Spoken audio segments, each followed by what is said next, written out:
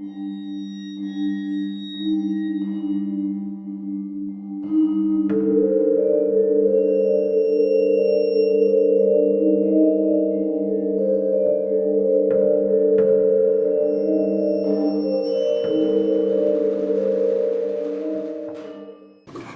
and welcome to another 31 Days of Horror 2015 segment.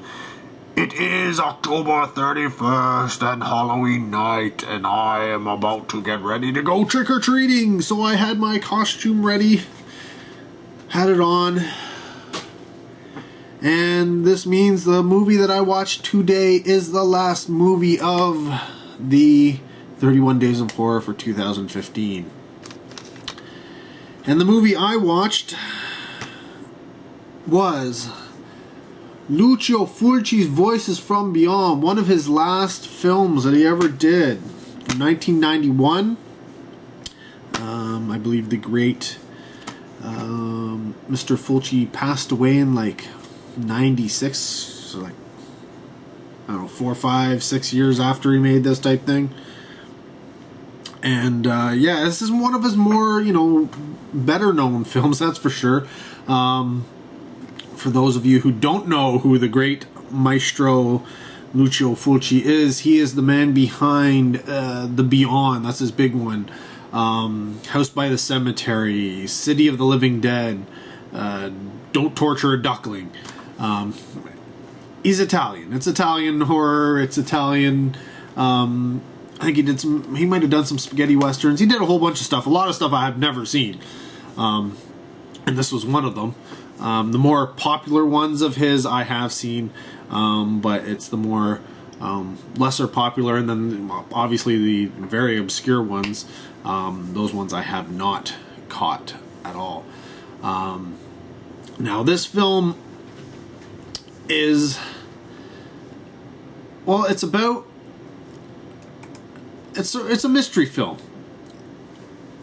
It's predominantly a mystery film. It's about a rich man who passes away, and his dysfunctional family who is sort of vying for his fortune, right? And it's one of those things where it's sort of like a murder mystery, because people, certain members of the family don't quite believe that he could have gone so soon, and certain things arise that lead them to believe that, I think there's some foul play involved here. And so it's weird, because as I'm watching it, I wasn't going to be able to include it in my 31 Days of Horror. And when I started watching this, I was like, oh no, what am I going to do? I'm watching a movie and I'm not going to stop watching it, but it may not fit. And that's because it has a very much, the mystery vibe, not so much horror. And, it's like a Murder, She Wrote type thing, or like a Sherlock Holmes, that type of thing where, especially Murder, She Wrote. Murder, She Wrote was very much like this. It's all about the murder and solving it. It's constantly about, rich families and somebody trying to get the fortune, right? I think that was a very common theme in Murder, She Wrote, if I do remember correctly. And with this film, it's very much about that mystery. It starts off with, a few moments of kind of horror-esque things happening, and the voice of the recently deceased is a voiceover in this movie, so is the Voices from Beyond portion of it. And you kind of get that, maybe he's a ghost, maybe he's going to come back, but then it starts playing out like it's a regular murder mystery. And I'm like, okay, I don't know, murder mystery, sure, I guess I could do it, but would I include Sherlock Holmes movies in this? I don't know, I don't think I would. But luckily, Fulci comes and he delivers. Not only is it the murder mystery, and there are, like I said, the Voices from Beyond are in this film, but through the use of dream sequences and such, there is quite a few very, very horror-filled scenes that are very reminiscent of classic Euro, classic Italian cinema, and Italian horror and exploitation. Be it zombies, yes, there's zombies in here. Eyes, getting it in the eye, that happens in here. There's a lot of stuff going on, and it's very, mysterious and atmospheric and such. So I was thankful that I could include it. I could include it, not a problem. Breathe a sigh of relief, right? Unfortunately, as I'm watching this, I'm starting to go, maybe I have seen this before. Seems very familiar. Oh no! If I've seen it before, it doesn't count. Well, I got to the end and I started thinking, there's no way I've seen this.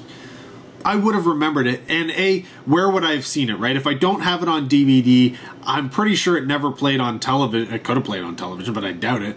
I didn't rent it.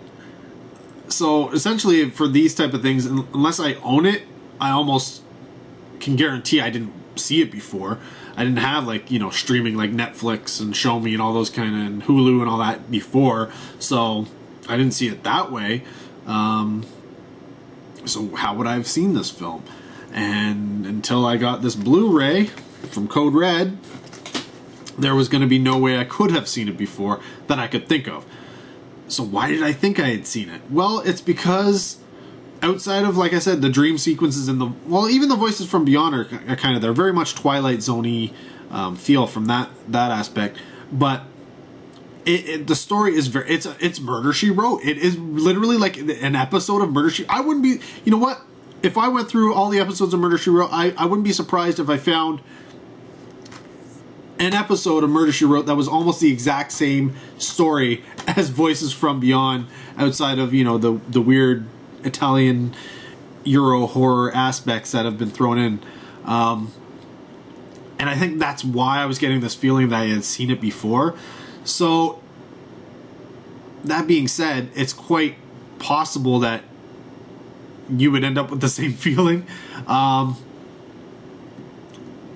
Mind you, there is some other stuff that happens in this film that wouldn't be in Murder, She Wrote. But I won't get into that. Let's just say there's some extramarital activities going on in this film, and a lot of, the family's messed up. It's not a very loving family, and that comes out, and you kind of try and it's one of those whodunits, right? So you're constantly, the film's constantly sort of fingering different members of the family of, oh, it might be that person, this, and here's the reason why, or it might be this person, here's the reason why, and what's the motive? Oh, here's the motive, and when's the opportunity? Oh, here's the opportunity. They could have done it, they could have done this.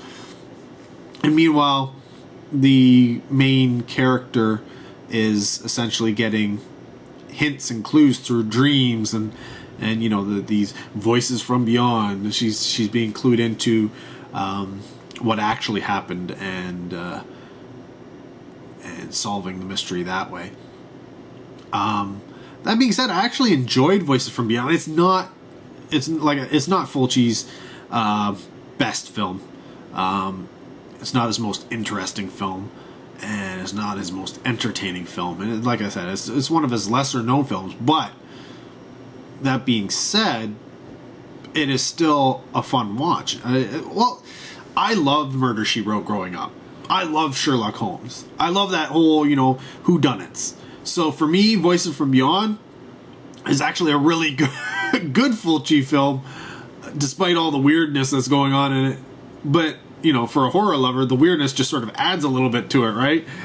So for me, that was definitely a bonus. But if you're not into that kind of stuff, and you're just looking for, the gore and the Italian horror type stuff where, things going into people's eyes and zombies and such, it's got something in this movie for you, but it's not the main reason for the film. The story doesn't revolve around that. And it's not like a giallo, it's not like a slasher type thing. So if you're looking for that, you're not going to find that here. No, this is a classic mystery whodunit with sort of a horror ghost influence thrown over top. But one of the nice things about this film is the score, which is done by Stelvio Capriani, who also did the music for the Bava film Rabid Dogs from 1974. He also did The Night Child, classic Euro, a film that a lot of people, I don't think as many people have seen it as probably should have, and that's Pieces from 1982, classic kind of like 80s slasher. It's a chainsaw killer movie that I think Joe D'Amato did the screenplay on. And then something that you will know, he also did the score for Piranha 2, the Spawning, the James Cameron film. Yeah. So, I mean, gives you an idea. You get an idea of who he is. And I actually kind of really dug what he did with this film. It's it still has that classic Euro-Italian horror aspects to it, but it's a little bit different. But it's still you still know where it's from. You can listen to it and go, oh, I know what kind of, where this movie's coming from. But at the same time, it's not like a Goblin score, right? But you gotta love Goblin, right?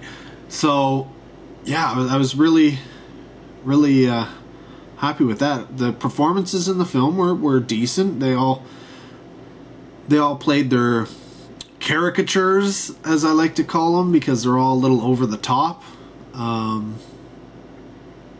But yeah, all in all, it's just a fun whodunit type of film with a little Italian horror twist.